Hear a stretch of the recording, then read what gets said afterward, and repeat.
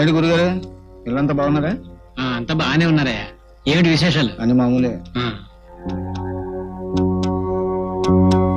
సరేనా? సరే.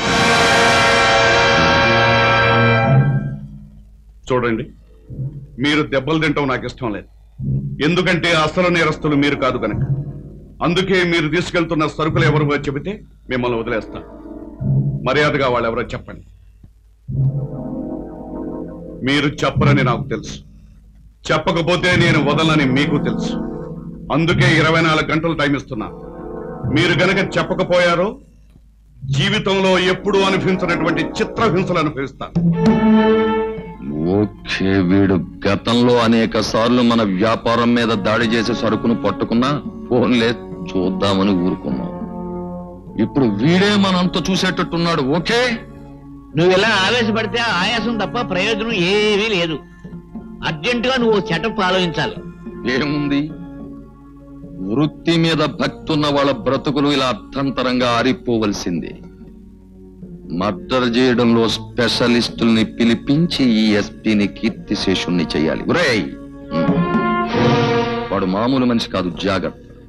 రవి, బ్రతికే ఉన్న నిన్ను వాళ్ళు పోయినట్టు భావించి బాధపడుతుంటే, నీ సొంత తమ్ముడే నిన్ను పరాయవాడుగా ద్వేషిస్తుంటే నువ్వే వాళ్ళ రవిబాబుని ఎందుకు చెప్పవు? నాకు తెలిసిన నిజాన్ని వాళ్ళకు కూడా తెలియజేస్తే ఆ కన్నవాళ్ళు ఎంత సంతోషిస్తారు. లేదు జయ, నా గురించి నిజం తెలిస్తే వాళ్ళు ఆనందించరు సరికదా, నన్ను అసహ్యించుకుంటారు. రవి, అవును జయ, ఆ రోజు ప్రవాహంలో కొట్టుకుపోయిన నేను కలకత్తాలో భూపాల్ అనే పేరు పడ్డ పెద్ద స్మగ్లర్కి దొరికాను. అతని నీడలో కాళిదాస్ అనే గూండాగా ఎదిగాను.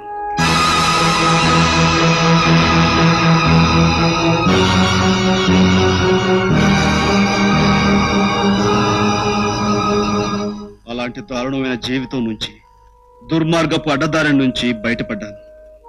ఆ కసాయివాడైన కాళిదాసు చరిత్రకు నిప్పు పెట్టి రాజాగా కొత్త జీవితం ప్రారంభించాను.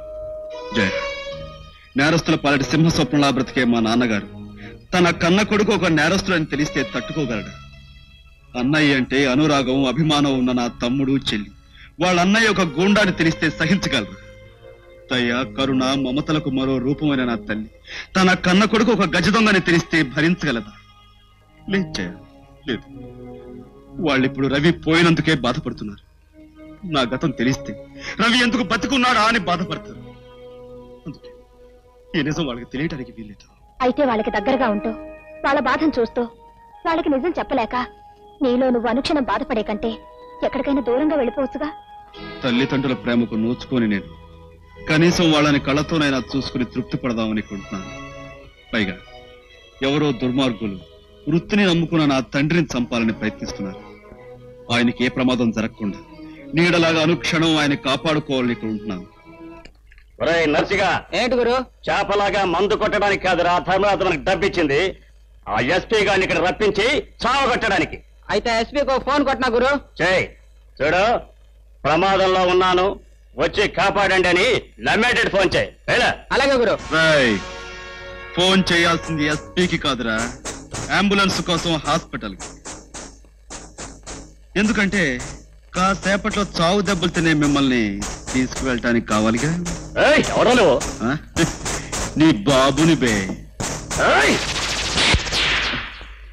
గురు చూసి కొట్టడం నేర్చుకోరా బేవకు.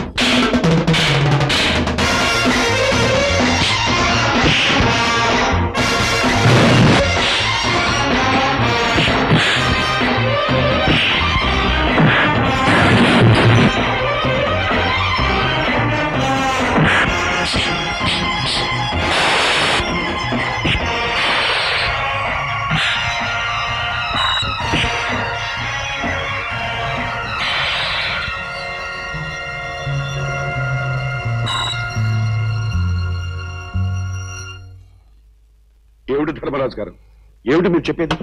ఏం చెప్పమంటారు ఎస్పీ గారు? ఈవేళ నన్ను చూడడానికి వచ్చిన బంధుమిత్రులను కొట్టాడు, ఓకే. కానీ ఇలా పొరుగురు నుంచి వచ్చిన ప్రతి వాడిని కొట్టడం మీ ఊరి ఆచారమా, అలవాటా అని చెప్పేసి ఆ పొరుగురు వాళ్ళు అడుగుతూ ఉంటే నేను ఏం జవాబు చెప్పాలి? ఓకే. ఇది ఎక్కడ సెటప్ అండి? మన ధర్మరాజు గారు షష్ఠిపూర్తోత్సవం చేసుకుంటున్నారని పాపం వాళ్ళకి తెలిసి సంబరపడిపోయి వచ్చి గెస్ట్ హౌస్ లో కూర్చొని పురాణ పఠనం చేసుకుంటూ రామకోట రాసుకుంటున్నారండి. ఇంతలో రౌడీ రాజా వచ్చి డబ్బిస్తారా సస్తారా లేకపోతే రామకోట చించాలు పారేయమంటారా అని ఒకరి మీద ఒకరిని వేసి పట్ పట్ పట్ పట్ కొట్టేస్తారండి. ఈ సరే మీకు ఏమైనా బాగుందా? అది సరే ఎస్పీ గారు, ఈవేళ నా వాళ్ళని కొట్టాడు, ఓకే. రేపు మీ బంధుమిత్రులను కొడతాడు, ఓకే. కానీ రైలు స్టేషన్ లో కూర్చుని కర్ర పట్టుకుని రైలు బండి దిగిన ప్రతివాడిని పట్టు కొట్టేస్తూ ఉంటే మీరు అలా చూస్తూ కూర్చుంటే ఓకే. అలాగే, అతనికి ఇప్పుడే కబుర్ చేస్తాను, మీరు వెళ్ళండి. నమస్కారం. వస్తాను. నమస్కారం. రాజా, నువ్వు ధర్మరాజు గారి కోసం వచ్చిన పెద్ద మనుషుల్ని ఉత్తుపునైన కొట్టినట్టు రిపోర్ట్ వచ్చింది. ఎందుకు కొట్టాను? ఆ విషయం వాళ్ళనే అడగలేకపోయారా? నేను నిన్ను అడుగుతున్నాను, సమాధానం చెప్పు. వాళ్ళు నేను కొట్టాను అని చెప్తే మీరు నన్ను పిలిపించి అడుగుతున్నారు, కానీ వాళ్ళని నేను కొట్టలేదు అంటున్నాను. మీరేం చేస్తారు? నువ్వు కొట్టినట్టు 10 మంది సాక్ష్యం చెప్తున్నారు. మీద ప్రమాణం చేసి పొట్టకూటి కోసం పవిత్రమైన న్యాయస్థానంలో పచ్చి అబద్ధాలు సాక్ష్యాలు చెబుతున్నారు ఈ రోజుల్లో. అలాంటి సాక్ష్యాలే మీరు నమ్మే మాట అయితే నేను కొట్టలేదని 20 మంది చేత సాక్ష్యం చెప్పిస్తాను. ఆల్ రైట్ రాజా, నీ మీద అభిమానంతో ఈసారికి నేను నమ్మి వదిలేస్తున్నాను. నువ్వు మరోసారి నేరం చేశావని తెలిస్తే ఆ దేవుడు అడ్డుపడ్డా సరే నేను వదిలిపెట్టను. నావు ఈ కనుక బావా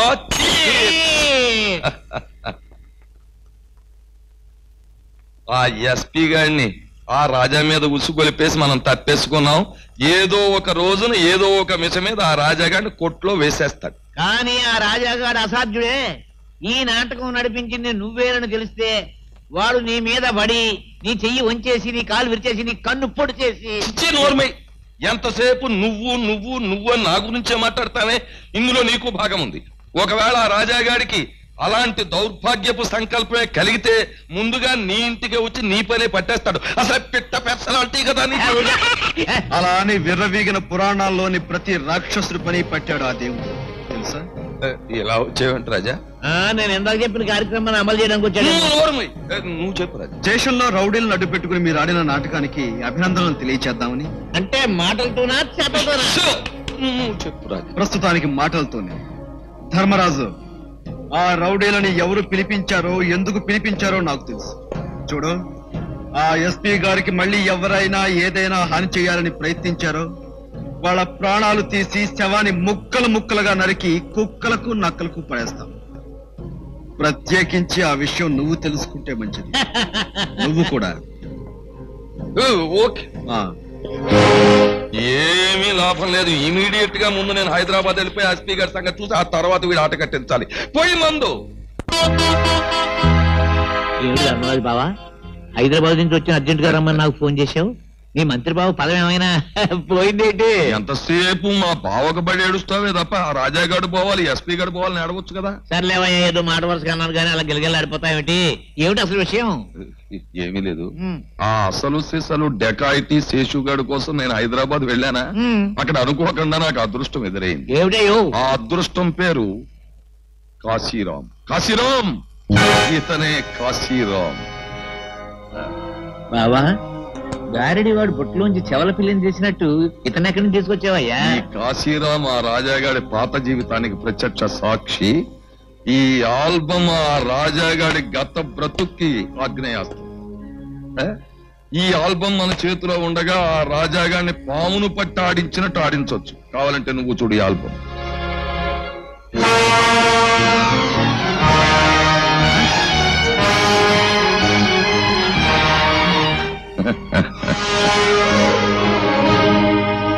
రాజా, నువ్వు మా జీవితాలను రిస్కులో పెట్టాలనుకుని నీ జీవితాన్ని ఇరుకున పెట్టుకున్నావు కనుక నువ్వు ఆడుకుంటావో పాడుకుంటావో తొందరగా తేల్చుకో.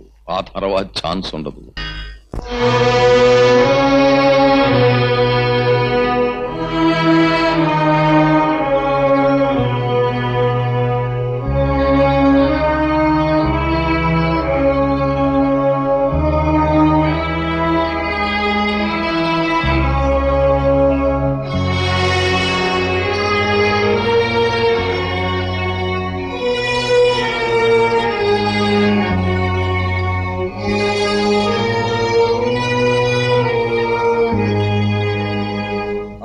వ్యాపారం ఏమిటి, దాని భవిష్యత్ ఏమిటి, దాని మంచి అంటే అది ముచ్చటించు.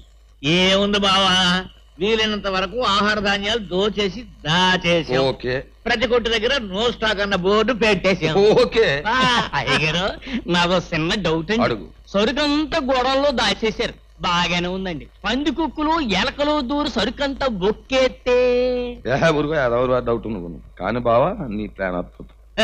నిజంగా 10 రోజులు పోయాక 1 రూపాయికి 10 రూపాయలు పెంచినా నువ్వు బియ్యం మీద జనం ఆనందంగా కొని పట్టుకుపోతారు. ఇంకో 15 రోజులు ఆగితే ఆరతి ఇచ్చి మరీ పట్టుకెడతారు బియ్యం అంటూ దొరికితే. బావా అప్పుడు ఈ గొడవల్లో వేసిన సరుకంతా లక్షలు సెటప్ చేసేది బావా. అని బావా అప్పుడు చెలరేగిన కరువు కాటకాలకి దోపిడీ దొంగతనాలకి అన్నింటికీ కారణం ఆ కాళిదాసేనని చెప్పి ప్రజలు పత్రికలు నమ్మేస్తాయి. అప్పుడు పోలీసుల మీదకెళ్ళి ఏమిటి అరాచకం అని అడుగుతాం.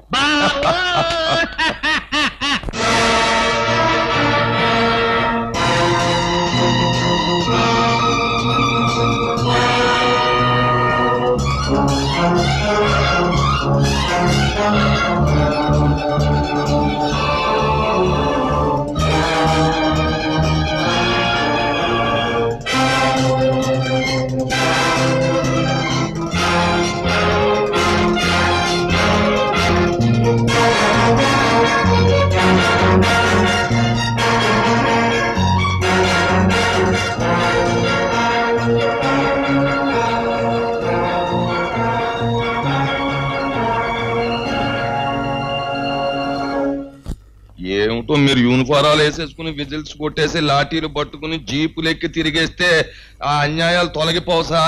ఆ కాళిదాస్ గాడు ఎవడో గంటకో దోపిడి, ఓటుకో రేపు, రోజుకో మర్డరు టైం టేబుల్ ప్రకారంగా చేసేస్తుంటే మరి మీరు ఇలా ఊరుకుంటే అసలు ఈ సెటప్ ఏమిటో నాకు అర్థం కావడం లేదు. అది ఓకే, ఇప్పుడు ధాన్యం గొడవలన్నీ దోచేసి జనానికి తిండి గింజలు లేకుండా చేసేస్తున్నాడు. ఇంట్లో సామాన్లు లేవు, ఇంట్లో తిండి గింజలు లేవు. ఆ కాళిదాస్ గారి కారణంగా ఊరందరూ మలమల మాడి చచ్చిపోతున్నారు. మీ బోట్లేమో మాలాడు పెద్దోళ్ళు ఇళ్ల మీదకి వచ్చేసి రూల్స్ మాట్లాడేసి అధికారాలు చూపించేసి వార్నింగ్లు ఇచ్చేసి వెళ్ళిపోతే సరిపోదు సార్. ఆ ముద్దాయిన పట్టుకుని లోపల పెడితే అప్పుడు ఓకే. వాడిని పట్టుకుని లోపల పడకపోతే మేము బ్రతికేటట్లు ఏమండి? మేము బ్రతకపోతే ఊరు సెటప్ ఏమవుతుందో మీరే ఆలోచించండి. అది ఓకేలే. చూడండి ధర్మరాజు గారు, పోలీసులు పబ్లిక్ సర్వీస్ గనక ప్రతి వాళ్ళకి అనటానికి హక్కు ఉంటుంది. కాకపోతే ఆలోచించి అనటంలో అర్థం ఉంటుంది. ఆ కాళిదాసును పట్టుకోవడానికి నిద్రాహారాలు మని శాయశక్తులా ప్రయత్నిస్తున్నారు. అవసరమైతే త్వరలో స్పెషల్ ఆఫీసర్ను కూడా రప్పిస్తాను. ఓకే ఎస్పీ గారు, మీరు పైనుంచి పెద్ద ఆఫీసర్ని దింపుతారో మాంతారో నాకు తెలియదు. మీకు తెలుసు కదా మినిస్టర్ పొజిషన్ లో మా బావ హైదరాబాద్ లో ఉన్నాడని. అయినా మీ మీద నమ్మకంతో ఇప్పటి వరకు నేనేం కలగజేసుకోలేదు. మరి ఇంకా ఆలోచించకుండా ఫోన్ కొట్టేశాను అంటే ఇక మీరు ఆ సీట్ లోనే ఉండరు, ఈ జిల్లాలోనే ఉండరు. ఓకే అబ్బా మీరు ఫోన్ అయినా కొట్టాలి, నాకు అది అక్కర్లేదు. మా పెరట్లో కాగితం చూస్తాను, దాని మెడలో చీటీ కట్టి వదులుతాను. దాని రెక్కలు పట్టుకుని మా మినిస్టర్ బాగా వచ్చేసారు. వచ్చేసారంటే మీ సెటప్ అంతా మారిపోద్ది అని నేను అనకూడదు అనుకోండి. ఓకే ఎస్పీ గారు, మీ క్షేమం దృష్ట్యా మా క్షేమం దృష్ట్యా ఆ కాళిదాసుని వెంటనే లోపల పడేయండి. మరి ఇంతకన్నా చెప్పేది ఏమీ లేదు. వస్తాం రావయ్య కైలాసం. విజ్ఞప్తి మనవి చేస్తున్నాను.